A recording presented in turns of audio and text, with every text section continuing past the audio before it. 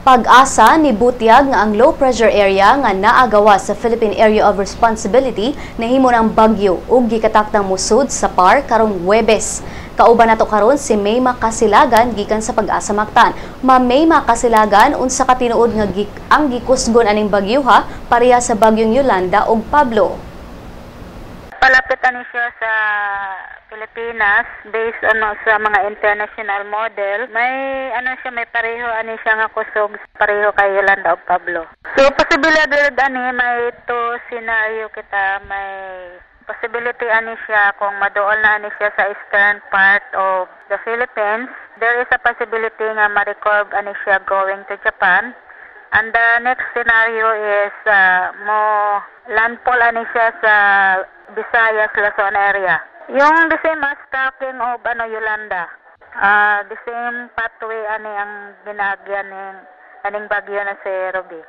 Sa alas 11 karon sa buntag sa 2,326 kilometers ani siya east of Jinsan sa coordinates na 6.0 north latitude, 146.2 longitude.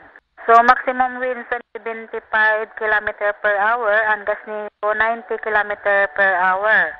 11 o'clock, movement anis niya west-northwest at 35 km per hour. Expected ani siya mo enter sa Philippine Area of Responsibility sa Huwebes sa buntag or sa gabi. Depende ani sa sa movement niya kung maudasig ani siya o mahina.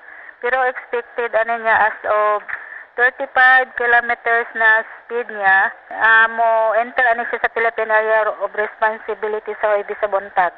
So for mga residents living in low-lying areas, mountainous and slope areas, then yung mga residents na nagapuyo sa seashore, gina-advise na maging alerto sa aning gapalapit na bagyo, and then to the Risk Reduction Management Council alerted to the tropical cyclone issued by Pag-asa. Gikan sa Pag-asa Mactan, Mayma Casilagan, mayong udto. Daghang salamat, Mayma Casilagan gikan sa Pag-asa Mactan. Samtang kagahapon, ang Cebu City Disaster Risk Reduction Management Council nagpahigayon og emergency meeting aron sa pagpangandam sa umaabot nga bagyo. Si CDRRMC Chairman Konsehal Dave Tumulak niingon nga makaapekto kining bagyo sa Visayas, hilabi na sa probinsya sa Sugbo, ug sa sayo pa lang nangandam na sila. Andam na ang ilang equipment, lakip ang mga kagamitan nga anaa sa bukirang barangay, samtang ang ubang buhatan giawhag na nga mangandam.